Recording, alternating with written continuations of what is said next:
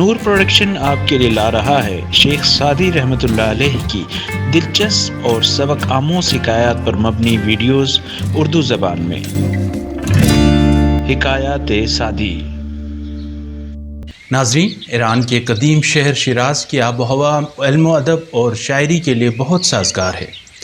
اسی لیے شیراز نے بہت نامور شخصیات پیدا کی ہیں، جن میں شیخ سعدی، حافظ شیرازی اور ملا سدرہ مشہور ہیں۔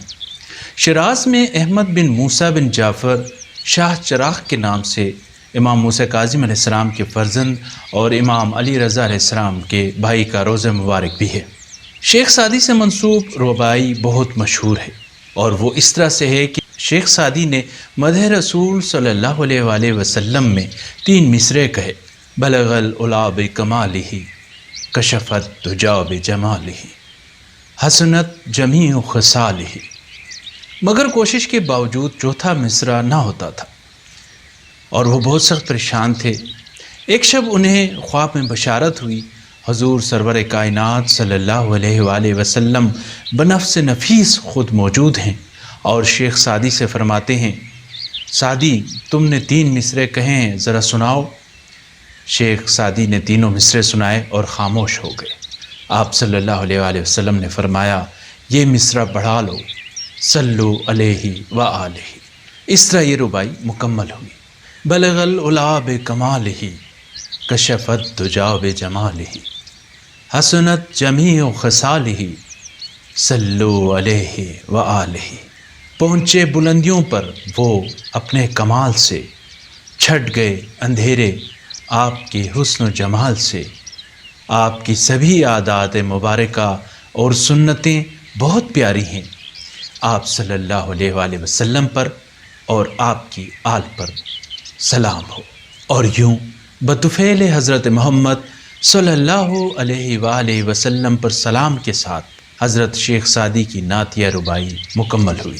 اللہ تعالیٰ نے اس رباعی کو شرف قبولیت بخشا، اور اس طرح شیخ سعدی نعت گو شعراء میں ممتاز ہو گئے۔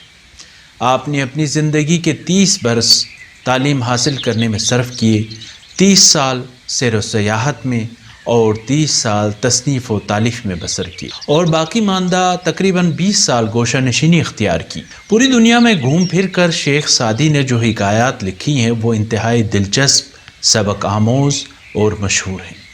اس لیے ہم یہ حکایات اپنے پیارے ناظرین کے لیے اردو ترجمے کے ساتھ پیش کرنے کا سلسلہ شروع کر رہے ہیں۔ اس سلسلے میں پہلی حکایت بزدل غلام کے بارے میں ہے۔ کہتے ہیں کہ ایک بادشاہ کشتی میں بیٹھ کر دریا کی سیر کر رہا تھا۔ کچھ درباری اور چند غلام بھی ساتھ تھے۔ ان میں ایک ایسا غلام تھا جو پہلے کبھی بھی کشتی میں نہ بیٹھا تھا، اس لیے وہ بہت زیادہ خوف زدہ تھا اور ڈوب جانے کے خوف سے رو رہا تھا، فریاد کر رہا تھا، اور اپنے تمام جو سفر کے جو ساتھی ہیں ان کو پریشان کیے ہوئے تھا۔ بادشاہ کو اس کا رونا اور خوف زدہ ہونا بہت ناگوار گزر رہا تھا، بلکہ کشتی کے جو دیگر مسافرین ہیں ان سب کو بھی یہ بہت ناگوار گزر رہا تھا، لیکن غلام پر منع کرنے کے باوجود اور ڈانٹنے ڈپٹنے کے باوجود کوئی بھی ترکیب اثر نہیں کر رہی تھی۔ کشتی میں ایک جہاں دیدہ اور دانا شخص بھی سوار تھا۔ اس نے غلام کی حالت دیکھی تو بادشاہ سے کہا کہ اگر حضور اجازت دیں تو یہ خادم اس خوفزدہ غلام کا ڈر دور کر دے۔ بادشاہ نے فوراً اجازت دے دی، اور دانشمند شخص نے غلاموں کو حکم دیا کہ اس شخص کو اٹھا کر دریا میں پھینک دیا جائے۔ غلاموں نے حکم کی تعمیل کی اور رونے والے غلام کو اٹھا کر دریا کے اندر پھینک دیا۔ جب وہ 3-4 غوطے لگا چکا تو پانی میں جب وہ اپنی جان بچانے کے لیے ہاتھ پیر مارنے لگا تو دانا شخص نے غلاموں سے کہا کہ اب اسے دریا سے نکال کر کشتی میں واپس کھینچ لو۔ چنانچہ غلاموں نے اس کے سر کے بال پکڑ کر کشتی میں اسے گھسیٹ لیا، اور وہ غلام جو ذرا دیر پہلے ڈوب جانے کے خوف سے بری طرح رو رہا تھا، چلا رہا تھا، چیخ و پکار کر رہا تھا، اور سب کا سکون اس نے برباد کیا ہوا تھا، وہ بالکل خاموش اور پرسکون ہو کر ایک طرف بیٹھ گیا۔ بادشاہ اور کشتی والے سارے حیران ہوئے، اور بادشاہ نے سوال کیا کہ آخر اس بات میں کیا بھلائی تھی کہ تم نے ایک ڈرے ہوئے شخص کو دریا میں پھینکوا دیا تھا، اور مزید حیرت کی بات یہ ہے کہ یہ اب خاموش بھی ہو گیا ہے اور سکون سے بیٹھ گیا ہے۔ دانا شخص نے جواب دیا، حضور والا، اصل بات یہ تھی کہ اس نے کبھی دریا میں غوطے کھانے کی تکلیف ہی نہیں اٹھائی تھی، اور اس سے جو کشتی میں آرام اور آسائش میسر تھی اس کی قدر نہیں تھی جو کہ اسے کشتی کے اندر حاصل تھا۔ اب ان دونوں کی حقیقت اس پر روشن ہو گئی ہے اور اب وہ خاموش ہو گیا ہے۔ جس نے دیکھی نہ ہو کوئی تکلیف، قدر آرام کی وہ کیا جانے، بھرا ہو جس کسی کا پیٹ، جو کی روٹی کو کب غذا مانے۔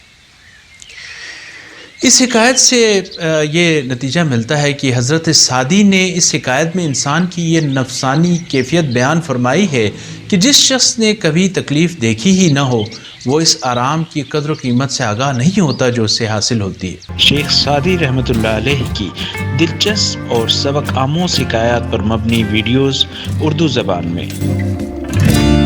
حکایات سعدی۔